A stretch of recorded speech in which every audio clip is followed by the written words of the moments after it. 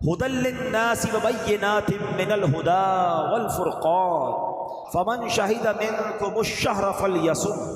سبحان اللہ، کیا فرمایا؟ رمضان کا مہینہ ہے جس پہ قرآن نازل کیا گیا، جو لوگوں کے لیے ہدایت اور رہنمائی ہے اور فیصلے کی روشن باتوں پر مشتمل ہے، تو تم میں جو کوئی یہ مہینہ پائے تو ضرور اس کے روزے رکھے۔ یہ آیت نمبر 185 سورہ بقرہ پارہ نمبر 2 کا ایک حصہ ہم نے سنا۔ یہ پوری آیت نہیں ہے، اس کا ایک پارٹ ہے۔ اس آیت کریمہ میں رمضان کا تعارف پیش کیا گیا ہے۔ فرض روزوں کے لیے ایک مہینہ مخصوص ہے اور مبارک مہینہ ماہ رمضان ہے۔ بھائیوں بہنوں، کرو سب نیکیوں پر نیکیاں، پڑ گئے دوزخ پہ تالے، قید میں شیطان ہے۔ سبحان اللہ، رمضان پا لینا، رمضان مبارک کی بابرکت مقدس منور گھڑیوں تک پہنچ جانا، یہ بہت بڑی سعادت ہے، بہت ہی بلند مرتبہ صحابی۔ رمضان کی اہمیت کو سمجھیے گا، رمضان کے روزوں کی اور عبادت کی جو اہمیت ہے نا، کمال کی حدیث اور بہت خوبصورت واقعہ سنانے جا رہا ہوں۔ ایک صحابی حضرت طلحہ بن عبید اللہ رضی اللہ تعالیٰ عنہ فرماتے ہیں کہ ایک مرتبہ دو شخص بارگاہ رسالت میں حاضر ہوئے اور دونوں نے کلمہ پڑھا اور درجہ صحابیت کے مرتبے پر پہنچ گئے، یعنی دونوں صحابی ہو گئے۔ اب اس میں ایک جو تھا نا بھائی، ان کا ایک صحابی جو تھے وہ بڑی عبادت کرتے تھے، بڑی ریاضت کرتے تھے، بڑے نوافل پڑھتے تھے، اور اس کے کچھ عرصے بعد انہوں نے ایک جہاد میں شرکت کی، غزوے میں شرکت کی اور اس میں شہید بھی ہو گئے۔ اچھا، اس کے ایک سال کے بعد دوسرے بھائی کا بھی انتقال ہو گیا، دوسرے صحابی تھے ان کا بھی انتقال ہو گیا۔ اچھا، اب کیا ہوا کہ حضرت طلحہ رضی اللہ تعالیٰ فرماتے ہیں کہ میں نے ایک رات خواب میں دیکھا کہ کیا دیکھتا ہوں کہ جنت کے دروازے پر کھڑا ہوں، یہ دونوں صحابی رسول رضی اللہ تعالیٰ مجمعین جنت کے دروازے پر کھڑے ہیں۔ جس کا بعد میں انتقال ہوا نا، جنت میں سے اندر سے کوئی شخص باہر آیا اور جس کا بعد میں ایک سال بعد انتقال ہوا، انہیں لے کر جنت میں چلا گیا۔ تھوڑی دیر ہوئی تو پھر وہ باہر آئے، اور جو صحابی شہید ہوئے تھے، زیادہ عبادت کرتے تھے، ایک سال پہلے انتقال ہو گیا تھا، ان کو لے کر جنت میں چلا گیا۔ صحابی بڑے حیران ہوئے کہ شہید ہونے والے، زیادہ عبادت کرنے والے، زیادہ ریاضت کرنے والے بعد میں جنت میں جا رہے ہیں، اور کم عبادت ریاضت کرنے والے شہید بھی نہیں ہوئے، نارمل زندگی گزاری، نارمل انتقال ہوا، اور یہ پہلے جنت میں چلے گئے۔ بڑے کنفیوز، حیران بھی ہوئے کہ یہ معاملہ کیا ہے۔ سبحان اللہ، صحابہ کرام کا ایک بڑا خوبصورت ایٹیٹیوڈ تھا، جب بھی کوئی بات ذہن میں کنفیوژن پیدا کرتی، جب بھی کوئی مسئلہ پوچھنا ہوتا، بلکہ کچھ بھی چاہیے ہوتا، بارگاہ رسالت میں حاضر ہو جایا کرتا۔ ان کو یہ معلوم تھا، نہیں سنتا ہی نہیں مانگنے والا تیرا۔ آقا کے پاس آ کے عرض کرتے کہ حضور یہ ماجرا کیا ہے، شہید ہونے والا بعد میں اور نہ شہید ہونے والا پہلے جنت میں چلا گیا۔ اب جو نبی پاک نے جواب ارشاد فرمایا نا، وہ سنیے گا۔ اللہ کے حبیب علیہ الصلوۃ والسلام فرماتے ہیں کہ کیا یہ دوسرے صحابی ایک سال زیادہ زندہ نہیں رہے؟ کہ جی حضور ایک سال زیادہ زندہ رہے۔ تو کیا اس نے شہید ہونے والے کی نسبت، کیونکہ مسلمان تو ساتھ ہی ہوئے تھے، تو شہید ہونے والے کی نسبت ایک سال رمضان کے زیادہ روزے نہیں رکھے؟ ہاں، روزے تو ایک سال زیادہ رکھے۔ فرمایا کیا اس نے وفات پانے والے صحابی سے زیادہ سجدے نہیں کیے؟ ہاں، سجدے بھی زیادہ کیے۔ تو پیارے آقا علیہ الصلوۃ والسلام نے فرمایا بس اسی وجہ سے ان دونوں کے درمیان زمین و آسمان کا فرق ہے۔ اللہ، یہ بات بڑی سمجھنے والی ہے۔ ہاں، یہ بات بڑی سمجھنے والی ہے۔ یہ درازی عمر بہت بڑی سعادت ہے، مگر سعادت پتہ ہے کس کے لیے ہے؟ اب ذرا سمجھیے گا، وہ شخص جس کی عمر لمبی ہو اور نیکیاں بھی زیادہ ہوں، اس کے تو وارے نہیں آ رہے، مگر وہ بندہ جو گناہوں میں پڑا ہوا اور اس کی لمبی عمر بھی ہے، وہ پھنس گیا نا، اس کی تو پھر روز ہی گناہ بڑھ رہے ہیں، نماز روزی قضا کر رہا ہے، اس کی لمبی عمر اس کے لیے مشکل بن رہی ہے، جتنا جی رہا ہے اتنے گناہ کر رہا ہے۔ مگر خوش نصیب وہ ہے جو جی بھی رہا ہے، روز 5 وقت کی نماز بھی پڑھ رہا ہے، ہر رمضان میں روزے بھی رکھ رہا ہے، ہر سال اپنی زکوٰۃ بھی دے رہا ہے، اللہ توفیق دے تو حج بھی اور عمرے بھی اور نیکی کے کام کر رہا ہے، تو اس کی لمبی عمر اس کے نامہ اعمال میں نیکیوں میں اضافے کا سبب بن رہی ہے۔ ہم اللہ سے دعا کرتے ہیں کہ اللہ نیکیوں والی، عافیت والی، روزوں والی، سجدے والی لمبی عمر عطا فرمائے۔ اب وہ سوچے کہ جس کی عمر تو ہے 50 سال کا ہو گیا ہے، کوئی 40 سال کا ہو گیا ہے، کوئی 60 سال کا، نمازیں ہیں کہ نہیں؟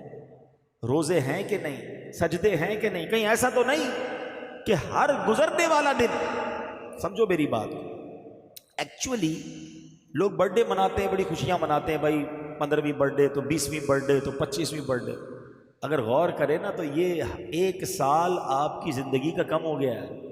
آپ تو برتھ ڈے انجوائے کر رہے ہیں لیکن ایکچولی آپ کی زندگی سے 1 سال کم ہو گیا. زندگی کیا ہے؟ زندگی برف کی سل ہے. ہماری میمنی بھی کہتے ہیں برف کی پاٹ، بلاک کہہ لیں برف کا. ہم سب کو ایک برف کا بلاک دے دیا گیا ہے. جتنے یہاں بیٹھے نا ہم سب کے سمجھ لو ہاتھ میں ایک برف کی لادی ہے. کسی کے پاس 10 سال کی ہے، کسی کے پاس 15 سال کی ہے، کوئی 50 سال کی لے کر آیا ہے، کوئی 70 سال کی لے کر آیا ہے، مگر روز پگھل رہی ہے. ایک دن گزرا برف پگھل رہی ہے، پگھل رہی ہے. ہم میں سے نہیں پتا کسی کو کہ کہیں آج آخری رات نہ ہو، کل آخری دن نہ ہو، 4-6 دن ہی رہ گئے، پتہ نہیں. ہم نہیں جانتے، پہلے تو یہ بھی نہیں جانتے رمضان بھی ملے گا کہ نہیں. اللہ سے دعا کرتے ہیں کہ اللہ خیر سے عافیت سے رمضان نصیب فرمائے. لیکن جب رمضان مل جائے نا تو اس رمضان کو آخری رمضان سمجھنا. ہمیں نہیں پتہ اگلا رمضان ملے گا کہ نہیں. پورے روزے، تراویح، عبادت، اللہ کی رضا والے کام. تو میرے پیارے اسلامی بھائیوں، جو سمجھنے والی بات ہے نا کہ زندگی کی برف پگھل رہی ہے، اور بے وقوف کون ہے کہ جو عبادت نہیں کر رہا، جو روزے نہیں رکھ رہا، جو سجدے نہیں کر رہا. تو ہمیں یہ بات سمجھنی ہے کہ دن گزر رہے ہیں، میں تو موت کے قریب ہو رہا ہوں. دنیا میں کیا ہوتا ہے، بچے بیٹھے ہیں، اسٹوڈنٹس بیٹھے ہیں، جیسے جیسے آپ کا امتحان قریب آتا ہے ٹینشن بڑھتی ہے نا، تیاری بڑھتی ہے. یار اب جو 4 دن رہ گئے ہیں، 5 دن رہ گئے ہیں، 15 دن رہ گئے ہیں، اور تیاری، ٹیوشن، نائٹ میں کلاسز. کیوں بھائی اتنی تیاری کیوں؟ یار پورا سال نہیں پڑھا، اب امتحان سر پہ آ گیا ہے. تو ہر گزرنے والا دن تو موت قریب آ رہی ہے. تو پھر ہمیں کیا کرنا چاہیے؟ ہمیں بھی تیاری کرنی چاہیے. تو بہرحال میرے پیارے اسلامی بھائیوں، بات سمجھنے اس حدیث میں سمجھا دیا ہمیں کہ اس کی زندگی 1 سال زیادہ ہو گئی، وہ شہید سے پہلے جنت میں چلا گیا. ہم اللہ سے دعا کرتے ہیں اللہ طویل زندگی بھی دے اور نیکیوں والی زندگی بھی عطا فرمائے. اب پیارے اسلامی بھائیوں، ماہ رمضان آنے والا ہے. کیا خوبصورت کلام کے اشعار ہیں کہ میں رمضان المبارک پاؤں، روزے سارے رکھ پاؤں، تو رکھ زندہ سلامت، ماہ رمضان آنے والا ہے. الہی عافیت دینا، سلامت دل عطا کرنا، عطا کر دے تو صحت، ماہ رمضان آنے والا ہے. اے میرے پیارے اسلامی بھائیوں، یاد رکھیے علماء کرام فرماتے ہیں ماہ رمضان المبارک میں مغفرت کے اسباب، ریزن آف مغفرت جو ہیں وہ بڑھ جاتے ہیں. نمبر 1، ماہ رمضان کا روزہ رکھنا سامان مغفرت ہے. ماہ رمضان میں قیام کرنا یہ بھی مغفرت کا ذریعہ ہے. ماہ رمضان کی شب قدر میں عبادت کرنا یہ مغفرت پانے کا ذریعہ ہے. روزہ دار کو افطار کروانا یہ بھی مغفرت کا ذریعہ ہے. غلام یا ملازم پر آسانی کرنا یہ بھی مغفرت کا ذریعہ ہے. رمضان المبارک میں ذکر اللہ کی کثرت کی جائے کہ حدیث پاک میں ہے ماہ رمضان میں ذکر اللہ کرنے والا بخشا ہوا ہے. تو ذکر اللہ بھی مغفرت کا ذریعہ ہے. رمضان مبارک میں کثرت سے استغفار کرنے سے بھی بخشش کی خیرات ملتی ہے. اللہ اکبر. ذرا سوچئے، اتنے سارے ریزن، اتنے سارے اسباب ہیں ماہ رمضان میں. یعنی رمضان تو ہمیں بخشوانے آ رہا ہے، ہم پر مہربانی کی جا رہی ہے، ہمیں چانس دیا جا رہا ہے کہ اے میرے گناہگار بندوں، وہ مہینہ آنے والا ہے کہ تمہاری بخشش کے لیے ہے. تو ہمیں ماہ رمضان میں خوب عبادت کرنی ہے. اے میرے پیارے اسلامی بھائیوں، ماہ رمضان میں اب جب مغفرت کے اسباب ہم نے سنے نا تو ہم نے کیا کیا کرنا ہے یہ ذرا غور کریں. سب سے پہلے تو کام یہ کرنا ہے کہ ماہ رمضان کے آنے سے پہلے ہم پکی سچی توبہ کر لیں تاکہ گناہوں سے بالکل پاک اور صاف ہو کر رمضان المبارک کا استقبال کر پائیں. ماہ رمضان میں دوسرا کام کیا کریں کہ دن کا روزہ اور رات کا قیام یعنی تراویح اور نوافل ہرگز نہ چھوڑیں. دوسرا کام یہ ٹارگٹ لے لیں. تیسرا، نفس امارہ کی خواہشات کو روکنے کی بھرپور کوشش کریں، کیونکہ شیطان تو بند ہوتا ہے لیکن ہماری عادتیں ہمارے ساتھ لگی ہوئی ہوتی ہیں. تو ہمیں اس میں ان عادتوں کی وجہ سے جو گناہ کی عادت ہوتی ہے نا. ایک سوال کیا گیا علماء سے کہ حضرت یہ ماہ رمضان میں تو کہا جاتا ہے شیطان بند ہوتا ہے، بندہ پھر گناہ کیوں کرتا ہے، پھر غلط کام کیوں کرتا ہے؟ تو بڑا پیارا علماء نے جواب دیا کہ سائیکل پر پیڈل مارتے رہو تو چلتی رہتی ہے، پھر اس کے بعد بہت سارے پیڈل مار کے روک دو پھر بھی کافی دیر تک چلتی رہتی ہے. فرمایا 11 مہینے شیطان نے اتنے پیڈل چلا دیے ہیں کہ باقی 1 مہینے کی گناہوں کی سائیکل ویسی چلتی رہتی ہے تو سائیکل رکے گی کیسے جب بریک لگاؤ گے؟ تو گناہوں کی عادت پر بریک لگانا ہے رمضان میں، ابھی سے تیاری شروع کر دو. یا رمضان میں فلمیں نہیں دیکھوں گا، رمضان میں گناہ نہیں کروں گا، رمضان میں جھوٹ نہیں بولوں گا. ابھی سے چھوڑو نا بھائی، رمضان کا کیوں انتظار ہے؟ ماہ رمضان کے استقبال میں گناہوں کو چھوڑنے کی ہمیں عادت ڈالنی چاہیے. اچھا، ماہ رمضان میں ایک اور آپ نے کام یہ کرنا ہے کہ پورے دن میں تمام دنیاوی خیالات سے پاک ہو کر، سارے کاموں سے فارغ ہو کر، بے شک تھوڑی دیر ایسی رکھنی ہے جو صرف اللہ کا ذکر کرنا ہے، درود پاک پڑھنا ہے. ذکر اللہ والوں کی مغفرت ہے نا، تو اس کو ٹارگٹ کرنا ہے نا، حاصل کرنی ہے مغفرت. پھر فرمایا غریبوں اور مسکینوں کا خیال رکھیں. ماہ رمضان میں غریبوں پر وسعت کریں، غریبوں پر خرچ کریں، لوگوں کے ساتھ اچھا برتاؤ کریں. پھر ماہ رمضان میں ایک اور کام یہ کرنا ہے کہ خوب تلاوت کرنی ہے. ماہ رمضان تو ہے ہی نزول قرآن کا مہینہ نا. خوش نصیب لوگ میں نے دیکھا ہے کہ خوب تلاوت کرتے ہیں. کوشش کریں اللہ توفیق دے تو 3 بار قرآن ختم کر لیں. 3 بار نہ کر سکے تو کم از کم 1 بار تو ختم قرآن رمضان میں اپنی تلاوت سے کریں. امام صاحب تراویح میں سنائیں گے وہ الگ ہے، مگر ہم اپنی تلاوت سے کم از کم 1 بار قرآن پاک ضرور ختم کریں. اچھا، پھر اس مہینے میں اب میں یہ چاہتا ہوں کہ سرور کائنات علیہ الصلوۃ والسلام رمضان کیسے گزارتے تھے ہم یہ جانیں، کیونکہ ہم تو امتی ہیں نا. آقا کو رمضان عطا کیا گیا، ہم دیکھیں کہ سرور کائنات اللہ کے حبیب علیہ الصلوۃ والسلام کا رمضان کیسا ہوتا تھا. اب غور سے سنتے جائیں. پیارے آقا علیہ الصلوۃ والسلام کا ماہ رمضان میں پہلی ادا کچھ پوائنٹس ہیں. پہلا پوائنٹ کیا ہے کہ پیارے آقا علیہ الصلوۃ والسلام ماہ رمضان کا بھرپور طریقے سے استقبال کرتے تھے. رجب آ جاتا نا تو رجب سے ہی نبی پاک رمضان تک پہنچنے کی دعائیں کرنا شروع کر دیتے. اللہم بارک لنا فی رجب و شعبان و بلغنا رمضان. اے اللہ رجب اور شعبان میں برکت دے اور ہمیں رمضان سے ملا دے، ہمیں رمضان عطا کر دے. یعنی کتنا انتظار ہے کہ رجب آیا اور دعائیں شروع ہو گئیں. سبحان اللہ. دوسرا، میرے آقا کیا فرق کیا کرتے تھے استقبال کے لیے، ویلکم کرنے کے لیے رمضان کو، کہ رمضان کا پڑوسی مہینہ ہے شعبان. پیارے آقا شعبان کے مہینے میں کثرت سے روزے رکھا کرتے تھے، نفلی روزے. گویا رمضان کا استقبال ہو رہا ہے اور رمضان آنے والا ہوتا تو اس کے پہلے استقبالیہ خطبہ دیتے، ماہ رمضان کے فضائل بیان کرتے، اس کی برکتیں بیان کرتے. اور سبحان اللہ، میرے آقا جب رمضان کا چاند نظر آتا نا تو چاند دیکھنے کی خاص دعا پڑھتے اور آمد رمضان کی خوشخبریاں دیا کرتے. ماہ رمضان جہاں میں پھر آیا، مغفرت کا پیام ہے لایا، رحمت حق کا ہو گیا سایہ، لحظہ لحظہ نزول رحمت ہے. ہمیں بھی چاہیے کہ ماہ رمضان کا استقبال کریں، اس کی خوشیاں منائیں، اس کے لیے اپنے آپ کو پریپیئر کریں. آئیے میں آپ کو بتاتا ہوں کہ ماہ رمضان کا استقبال دنیا بھر کے مسلم ممالک میں کیسے ہوا کرتا تھا اور چند ممالک میں آج بھی کیسے ہوتا ہے. مشہور سیاح ابن بطوطہ لکھتا ہے کہ 727 ہجری کی بات ہے. کہتے میں مصر کے ایک شہر میں تھا، شعبان المعظم کی 29 تاریخ تھی. وہاں کے قاضی صاحب قاضی عز الدین کے گھر پر خوب اہتمام ہو رہا تھا. شام کے وقت وہاں علماء اور رؤساء اس کے گھر پر جمع ہو رہے تھے اور ہر آنے والے کا استقبال کیا جا رہا تھا. اپنی اپنی جگہ سب بیٹھ گئے. جب قاضی صاحب آئے تب یہ قافلہ دھوم دھام سے روانہ ہوا اور یہ سارے قافلے والے ایک بلند جگہ پر پہاڑ پر پہنچے. وہاں قالین بچھے ہوئے تھے. سب نے مل کر رمضان کے چاند کو دیکھنا شروع کر دیا.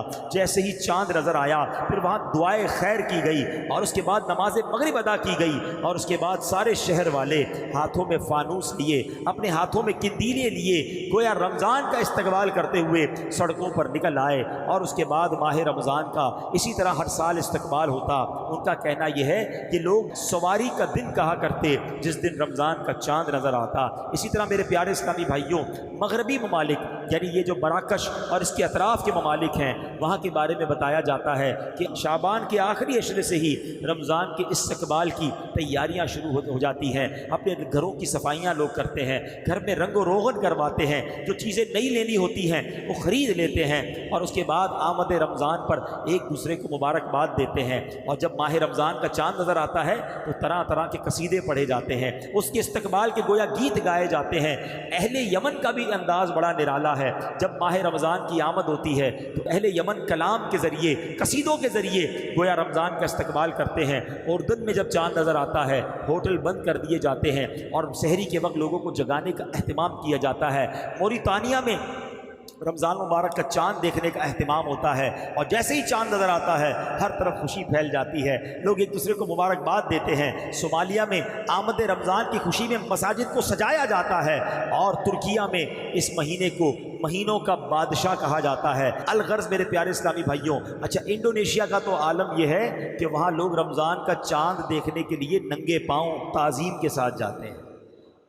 رمضان آنے والا ہے، اس کا چاند دیکھنے جا رہے ہیں، اور سبحان اللہ مسجدوں میں صفائی کا اہتمام ہوتا ہے، راستوں کو سجایا جاتا ہے۔ تو پتہ یہ چلا کہ اہل ایمان کا صدیوں سے یہ طریقہ ہے کہ اس مہینے کا استقبال کیا جاتا ہے۔ ویسے میں آپ سے بھی پوچھتا ہوں، آپ کے گھر میں اگر کوئی مہمان آنے والا، اور مہمان ایسا آنے والا ہو جس سے آپ کو بڑی محبت ہو، تو آپ گھر کی اسپیشل صفائی کرواتے ہیں نا؟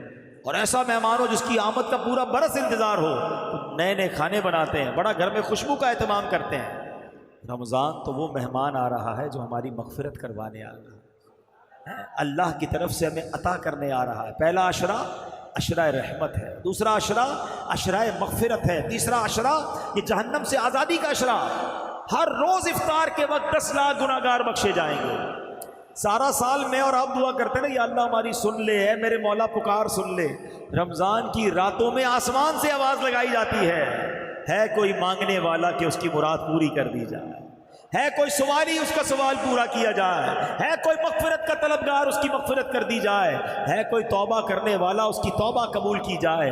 یعنی ہم پر تو وارے نیارے ہو گئے، سارا سال شیطان ہمیں بہکاتا ہے، شیطان ہی کو بند کر دیا گیا ہے کہ میرے بندو آؤ رحمان کی عبادت کر لو، رحمان کی عبادت کر کے اپنی جھولیاں بھر لو۔ تو بتائیے ہمیں کتنا اہتمام کرنا چاہیے؟ کرنا پتہ کیا ہے؟ پہلے تو توبہ کر کے دل سجائیے کہ یار رمضان آنے والا ہے، اب سے کوئی نماز قضا نہیں ہوگی، اب سے جھوٹ نہیں بولوں گا، اب سے حرام کام نہیں کرنا، فار دا ویلکم آف رمضان۔ پھر اپنے گھر کی صفائی کیجیے، ہاں آپ کو مزہ آئے گا، یقین کریں اسپیشل صفائی کرائیں کہ رمضان آنے والا ہے، گھر میں تمام برتن کپڑے سب چیزیں صاف ستھری کر لو۔ اگر اللہ نے توفیق دی ہے تو رمضان میں عبادت کے لیے 1-2 نئے جوڑے سلوا لیں کہ جب عبادت کروں گا تو اچھے کپڑے پہن کر۔ یہ بھی ہمارے علماء کا طریقہ رہا، اولیاء کا طریقہ رہا کہ عبادت کا لباس الگ رکھا تھا۔ ہمارے یہاں بڑا پرابلم کیا ہے کہ اول تو سارا سال مسجد میں آتے نہیں، اب جب رمضان ہوتی ہے تو سب نے آنا ہے، تو یہ بھی نہیں سوچتے کہ مسجد کا ادب کیا ہے۔ میلے کچیلے کپڑے، پسینے والے کپڑے ایسے آ جاتے ہیں مسجد میں۔ اب جب مسجد میں آتے ہیں تو خود کو بھی تکلیف، برابر والوں کو بھی تکلیف، آپ کو پتہ ہے فرشتوں کو بھی تکلیف ہوتی ہے۔ اچھا پھر ایک اور مسئلہ خاص طور پہ مغرب کی نماز میں، اور شاید یہ فجر کی نماز میں بھی ہوتا ہوگا، کیونکہ وہ مغرب افطار کر کے پڑھنی ہے اور فجر جو ہے وہ سحری کر کے پڑھنی ہے۔ اب اتنا خیال نہیں ہے کہ ابھی کھانا کھایا ہے تو منہ اچھی طرح صاف کرنا چاہیے۔ اگر ہمارے منہ سے بدبو آ رہی ہے تو ایسی بدبو والا منہ لے کر تو مسجد میں آنا منع ہے، اور کچی پیاز سموسے پتہ نہیں ساری چیزیں افطار میں کھا جانی ہیں۔ وہ اللہ کے بندوں، یہ ساری چیزیں ہم مغرب کے بعد بھی کھا سکتے ہیں، مغرب سے پہلے کھجور کھا لیں، پانی پی لیں، اگر پھر بھی کھانا تو فروٹ کھا لیں تاکہ آپ کے منہ میں بو نہ ہو۔ ابھی پورا دن ویسے ہی آپ بھوکے رہیں اور اب منہ میں بدبو، پیاز سموسے پتہ نہیں کیا کیا کھایا اور آ گئے اللہ کے گھر میں۔ آپ کو پتہ ہے جب بندہ نماز پڑھتا ہے، تلاوت کرتا ہے نا، اس کے منہ کے ساتھ فرشتہ منہ لگا دیتا ہے، اور اگر اس کے منہ سے بو آتی ہے تو فرشتہ چلا جاتا ہے۔ بتائیں ہمارا کیا حال ہوتا ہے؟ تو رمضان میں ایک سنت کی بھی نیت کرنے کے انشاءاللہ روزانہ کثرت سے مسواک کریں گے انشاءاللہ۔ مسواک خرید لیجئے گا اور ساتھ رکھیے گا، کیونکہ پیسٹ تو روزے میں کر نہیں سکتے، اس سے بچنا ہے۔ آپ پیسٹ کریں گے نہیں اور اس کے بعد مسواک بھی نہیں کریں گے تو پھر تو منہ کا عالم خراب ہو ہی جانا ہے۔ اچھی سی ایک عطر خرید لیں، اللہ توفیق دے تو، تاکہ مسجد میں جب آئیں تو اپنے جسم پر، اپنے کپڑوں پر خوشبو لگائیں، اور اس نیت سے لگائیں کہ میرے آقا کی سنت ہے، مجھے بھی بدبو تکلیف نہ دے، میرے کسی ساتھی کو بھی تکلیف نہ دے۔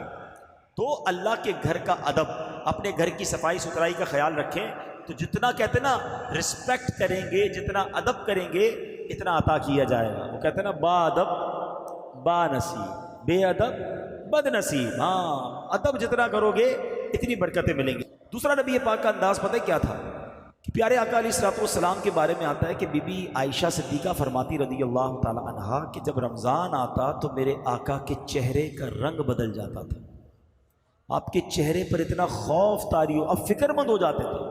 اب پیارے آقا کس بات کے فکر مند ہیں؟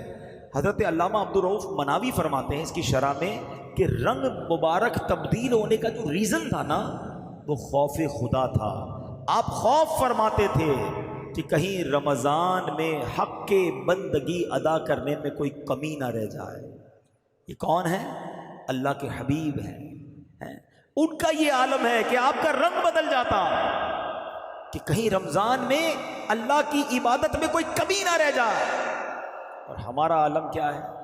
پیسے کمانے میں کوئی کمی نہ رہ جائے. اور ہمارا حال یہ ہے کہ رمضان کو ہم نے فوڈ فیسٹیول بنا دیا. کچھ لوگوں نے فوڈ فیسٹیول بنا دیا, کھانے پینے کا مہینہ. کچھ لوگوں نے اسپورٹس فیسٹیول بنا دیا, کھیل کود کا مہینہ. اور کچھ لوگوں نے کمائی کرنے کا بزنس فیسٹیول بنا دیا کہ پیسے کمانے کا مہینہ. اور چوتھی قسم بھی ایک ہے, شاپنگ کا مہینہ. توبہ توبہ, کوئی تو کہے عبادت کا مہینہ ہے. 4 دوست ملتے ہیں, کہتے ہیں یار آج کدھر افطار کرنا ہے, آج سحری میں کدھر چلنا ہے, آج رات کہاں گھومنا پھرنا ہے. ارے کیا ایسا نہیں ہو سکتا کہ 4 دوست مل کر کہیں کہ آج تراویح کہاں پڑھنی ہے, رات کو بیٹھ کر تلاوت کدھر کرنی ہے. یار کہیں ذکر اللہ کی محفل ہو تو وہیں چلتے ہیں, کہیں درس قرآن سننے چلتے ہیں, چلو یار اللہ کے گھر میں عبادت کرتے ہیں. یہ مہینہ عبادت کے لیے آیا ہے. ہر طرف بورڈ لگ جاتے ہیں, all you can eat, Ramzan offer burger, تو رمضان آفر فرائز, تو فلاں فلاں. مطلب ایسا لگتا ہے کہ مسلمان بیچاروں کو پورے سال میں 1 مہینہ کھانے کے لیے ملا ہے. یہ روزے کے لیے ملا ہے, یہ عبادت کے لیے ملا ہے. ہم کیوں ایسا کرتے ہیں؟ اچھا سائنٹیفکلی میں آپ کو ایک بات بتاؤں. اب تو خیر کہتے ہیں نا بہت ساری چیزیں سائنس سمجھا دیتی ہے. ہماری میمنی میں کہتے ہیں ہم کہ ہارے نہ مریے وارے بریے. کیا ہوتا ہے کہ پہلے لوگ کہتے تھے یار بیمار ہوں تو طبیعت ڈاؤن ہو جاتی ہے روزوں میں, تو کمزوری بہت ہے اس لیے نہیں رکھتا. حالانکہ نبی پاک نے 1450 سال پہلے فرما دیا کہ روزہ رکھو صحت مند ہو جاؤ گے. اور آج جتنے جو ڈائٹ کرنے والے اور ڈاکٹرز ہیں اور سائنٹیفک لوگ ہیں وہ سب کہتے ہیں کہ اگر آپ 14 سے 16 گھنٹے کی فاسٹنگ کریں تو آپ کی باڈی جو ہے اس کی بہت شاندار ریکوری شروع ہو جاتی ہے. آپ کا ڈائبٹک لیول ٹھیک ہو جاتا ہے, آپ کا کولیسٹرول ٹھیک ہو جاتا ہے, آپ کا وزن ٹھیک ہو جاتا ہے. آپ یقین کریں میں ایسے لوگوں کو جانتا ہوں کہ پورا سال اب 16 گھنٹے بھوکے رہتے ہیں. میں ایک صاحب کو ملا, وہ کہتے ہیں میں روز 16 گھنٹے بھوکے رہتا ہوں, میرا جسم بڑا فٹ ہو گیا. تو میں نے کہا اللہ کے بندے پھر روزہ ہی رکھ لیا کر. اس نے کہا بات تو آپ صحیح کر رہے ہیں, 16 گھنٹے تو ویسے ہی بھوکا رہتا ہوں. میں نے سسٹم ایسا بنا لو کہ سحری کر لو, افطار کر لو, روزے کا ثواب روز مل جائے گا, آپ کی ڈائٹنگ بھی ہو جائے گی. الحمدللہ اس کے بعد سے اس نے روزے رکھنا شروع کر دیے. لیکن مجھے پتا چلا کہ میرے آقا نے تو پہلے ہی کہہ دیا تھا. کاش مسلمان نبی پاک کی بات مانتا نا. اب ڈاکٹر کی مان رہے, ہاں 15-16 گھنٹے بھوکا رہو تو باڈی کور ہوتی ہے, باڈی اپنے بہت سارے ایسی چیزوں کو ختم کر دیتی ہے جو بیکٹیریاز ہوتے ہیں. اور بڑی میں نے اس کی تفصیل پڑھی ہے, سائنٹیفک باتیں اس لیے میں یہاں نہیں کر رہا, مگر سمجھو بات کہ نبی پاک نے تو فرما دیا تھا کہ روزہ رکھو صحت مند ہو جاؤ گے.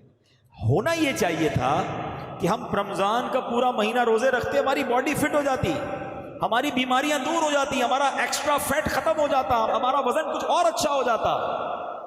مگر ہم ایسے لوگوں کو بھی جانتے ہیں جن کا رمضان میں وزن بڑھ جاتا ہے. کیوں بھائی؟ کیونکہ باقی دنوں میں تو ہم 3 ٹائم کھاتے ہیں اور وہ لوگ رمضان میں 5 ٹائم کھاتے ہیں. 5 ٹائم کیسے کھاتے ہیں؟ اور بھائی ابھی تو افطار میں پہلے ڈٹ کر کھائیں گے, پورا دن بھوکا رہا تھا. سحری میں ڈٹ کر اس لیے کھائیں گے کہ پورا دن بھوکا رہنا ہے. تو 2 تو یہ ہو گئے, اب تراویح کے بعد پھر بھوک لگے گی, پھر کھانا ہے, رات کو دوستوں کے ساتھ 2 بجے پھر کھانا ہے. اتنا کھانا ہے تو حال کیا ہوگا باڈی کا, اور سارا تیل والا اور عجیب و غریب کھانا ہے. اس بار رمضان میں ایک اور ٹارگٹ لے لو کہ اپنی صحت بھی بہتر کروں گا. واقعی یہ موقع مل رہا ہے آپ کو کہ اگر آپ یہ فرائز اور اس طرح کی چیزیں جو آپ کی باڈی پر امپیکٹ کریٹ کرتی ہیں وہ نہ کریں. آپ دیکھیں رمضان میں ایک اور, میں آپ کو اس کو کیلکولیٹ کرنے کے لیے بتا رہا ہوں کہ 8ویں 10ویں روزے سے آپ کو مسجد میں بہت سارے کھانسنے کی آوازیں شروع ہو جائیں گی. شروع کے 2-4 روزوں میں آپ کو کم آئیں گی, اس کے بعد تراویح میں ہر دوسرا آدمی کھانس رہا ہوگا. کیوں کھانس رہا ہوگا؟ افطار میں سموسہ گرم چاہیے اور شربت ٹھنڈا چاہیے, دونوں کی لڑائی افطار میں ایک ساتھ کرانی ہے. پھر گلا بھی تو پھر بولے گا نا, احتجاج کرے گا, تو گلے خراب ہو رہے ہوتے ہیں. پیٹ 10-12 رمضان کے بعد کوئی دوست ڈاکٹر بیٹھا ہو تو اس سے پوچھ لیجئے گا, پیٹ کے مریض زبردست کلینک پہ پہنچے ہوئے ہوتے ہیں, ڈرپیں لگ رہی ہوتی ہیں, ڈائریا, اور وہ بھی دعا کرتے ہوں گے یا اللہ ہمارے رزق میں برکت دے. اب ہم کھا کے پہنچ رہے ہوتے ہیں وہاں پر, تو کیا عبادت کرو گے یار؟ اگر کھانے کے لیے رمضان آیا ہے تو کیسے تراویح میں دل لگے گا, کیسے عبادت میں دل لگے گا؟ فٹ رکھیں اپنے آپ کو, کھانا کم کھانا ہے تاکہ آپ زیادہ عبادت کر سکیں. پیارے آقا فکر مند ہو جاتے, کلر تبدیل ہو جاتا. ہمارے کچھ لوگوں کا کھا کے کلر تبدیل ہو جاتا ہے. ایسا نہ کریں. اس بار اللہ کرے کہ مجھے بھی یہ فکر ہو جائے کہ یا اللہ یہ رمضان میں میری مغفرت ہو جائے, میں کہیں رہ نہ جاؤں. جس کو ٹینشن ہوتی ہے نا کہ روز افطار میں 10 لاکھ بخشے جا رہے ہیں، میرا نام آیا کہ نہیں آیا، کہیں میں رہ تو نہیں گیا. ہر افطار کے وقت ہمارے یہاں دسترخوان پہ بعض اوقات ہنگامہ مچا ہوا ہوتا ہے، جلدی شربت لاؤ، دہی بڑے نہیں آئے، فلاں نہیں آیا. ارے چھوڑو یار، مغفرت کا وقت ہے، ہاتھ اٹھاؤ اور رونا شروع کرو کہ اللہ آج بخشے جانے والوں میں میرا نام لکھ دے، میرے بچوں کا نام لکھ دے. میں تو آپ کو ایک اور مشورہ دیتا ہوں، گھر کی جو خواتین ہیں نا، وہ بھی بیچاری آخری منٹ تک کچن میں رہتی ہیں، ان کو بھی کہہ دو یار 10-15 منٹ پہلے کام کر کے آپ بھی بیٹھ جاؤ آ کر. اور سبحان اللہ، کراچی والوں کو تو یہ نعمت حاصل ہے کہ روزانہ افطار سے پہلے شاندار مدنی چینل پر پروگرام چلتا ہے. باقی شہروں والے بھی سن سکتے ہیں، مگر کراچی کے چونکہ ٹائمنگ سیم ہوتے ہیں تو امیر اہل سنت کی دعائیں اور مناجات اور بڑا رکت والا ماحول فیضان مدینہ میں ہوتا ہے. ہمارے گھروں میں کیوں نہیں ہو سکتا؟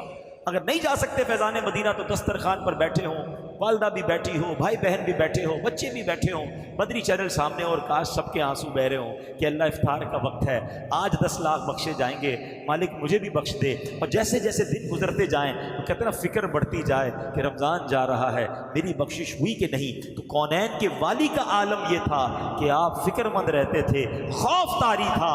اللہ کرے کہ اس رمضان میں ایسی کیفیت ہم کوئی بنانے میں کامیاب ہو جائیں. اور دیکھو، ماہ رمضان کی بے حرمتی مت کرنا. یہ جو رات بھر جاگ کر کرکٹ کھیل کر دوسروں کی نیندیں خراب کر رہے ہیں، جو رمضان میں روزے قضا کرتے ہیں، معاذ اللہ ایسے بھی لوگ ملے کہتے ہیں رمضان میں اس لیے فلمیں دیکھتا ہوں، اس لیے ڈرامے دیکھتا ہوں کہ روزے میں ٹائم پاس ہو جائے. یہ رمضان بڑا مقدس